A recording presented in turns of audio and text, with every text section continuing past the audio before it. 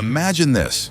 Canada's most important naval program in decades, new submarines that will patrol the Arctic, guard trade routes, and secure the nation's defense, now has an unexpected frontrunner. Not the US Navy, not Britain's Royal Navy. Instead, it's a Norwegian-German partnership leading the bid. This decision isn't just about which shipyard can build the best hardware. It's a statement. Canada is quietly redrawing its alliances, putting Norway's Arctic experience and Germany's engineering muscle at the center of its defense strategy, while Washington is left watching from the sidelines. Today, we're breaking down why Ottawa is turning to Norway and Germany, and why the US can't stop it. If you found this video insightful, don't forget to hit that subscribe button. Stay tuned for more updates and content. We've got plenty more coming your way. The submarine program that could redefine Canada's role. Canada's aging submarine fleet is costly to maintain and increasingly obsolete in the face of new Arctic challenges. Replacing it is one of Ottawa's largest defense procurements in modern history. Traditionally, such contracts would flow to American or British suppliers. This time, though, Canada has shortlisted a joint bid from Norway and Germany. Norway's inclusion is no accident. Few countries possess as much operational experience in the Arctic. Norwegian submarines are built for icy waters, extended patrols, and seamless NATO coordination. For Canada, aligning with Oslo means more than buying vessels. It means acquiring knowledge honed over decades of Arctic operations, something even Washington cannot fully provide. This choice carries heavy symbolism. Canada isn't just selecting equipment, it's choosing who it trusts with its most sensitive military capability. By leaning toward Norway, Ottawa signals it values shared geography and cold water expertise over traditional great power influence. Germany's industrial backbone. If Norway brings the Arctic know-how, Germany delivers the industrial power. German shipyards are among the best in the world, producing advanced submarines equipped with stealth propulsion, cutting-edge sensors, and long-range endurance. Together with Norway, Berlin strengthens the proposal with engineering excellence and production capacity that matches Canada's needs. But Germany's importance extends far beyond submarines. As Europe's largest economy, Berlin is pushing hard to secure reliable supply chains for critical minerals: lithium, nickel, cobalt, and rare earths. These are essential for electric vehicles, renewable energy, and advanced manufacturing. Canada, with vast reserves of all of the above, is emerging as a natural partner. In recent years, German capital has flowed into Canadian mining projects. Processing plants in Quebec and Ontario are being tied into European industrial strategies. What once looked like isolated resource deals is now part of a broader framework, linking Canada's mineral wealth directly to Germany's manufacturing base. Seen alongside the submarine bid, the pattern is unmistakable. Germany is positioning itself as both a defense and industrial partner for Canada, while Ottawa gains leverage by reducing its reliance on Washington. The Arctic dimension, Canada and Norway share something the US does not: the Arctic itself. Both countries govern vast northern territories where icy seas, harsh climates, and distant outposts test sovereignty every day. In this theater, submarines aren't just war machines. They're tools of presence, surveillance, and deterrence.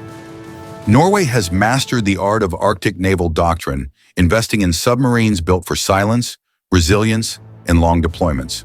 For Canada, which has often struggled to assert control over its Arctic claims, Norway's expertise is a force multiplier.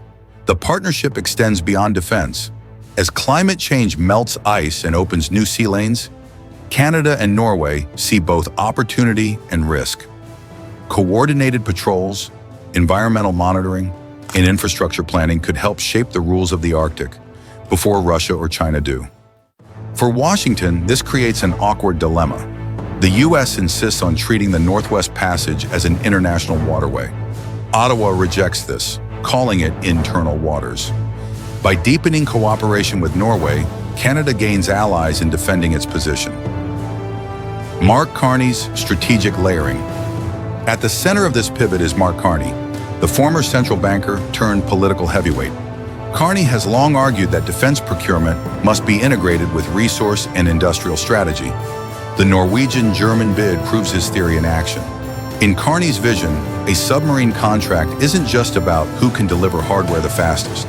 It's about embedding Canada into a transatlantic industrial ecosystem.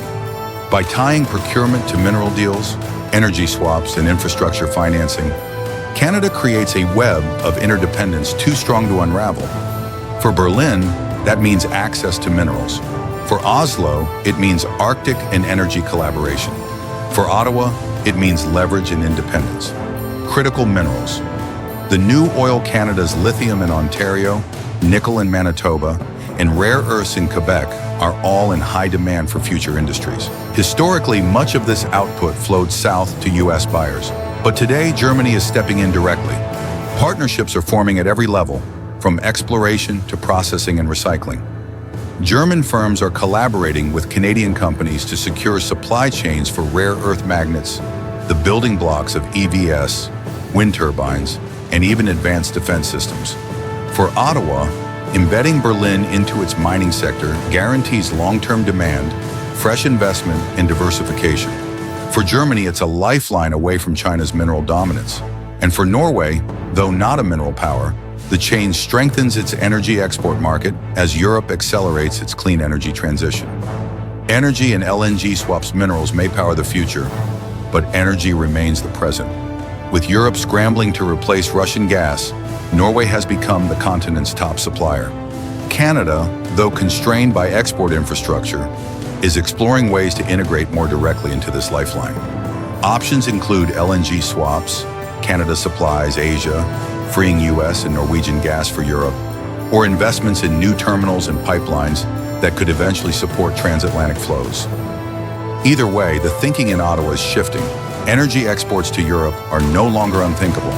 Here, Norway serves as the linchpin. Its reliability as an energy partner stabilizes Europe, while Germany, as the end consumer, completes the triangle. For Canada, plugging into this system provides diversification beyond US pipelines and markets. Washington on the sidelines. For decades, Washington assumed Canadian defense procurement, energy exports, and mineral flows would naturally point south. Submarines from US contractors, minerals for US industries, pipelines tied into US infrastructure. That assumption is breaking down. By shortlisting a Norwegian-German team, Canada has crossed a psychological line. Defense procurement, traditionally an area of US dominance, is now open to Europe. Paired with mineral and energy ties, the message is clear. Canada is diversifying away from US dependence. This doesn't mean betrayal. Canada remains a NATO ally, but it does mean autonomy. Ottawa is proving that loyalty to NATO doesn't have to mean reliance on Washington. If you found this video insightful, don't forget to hit that subscribe button. Stay tuned for more updates and content. We've got plenty more coming your way.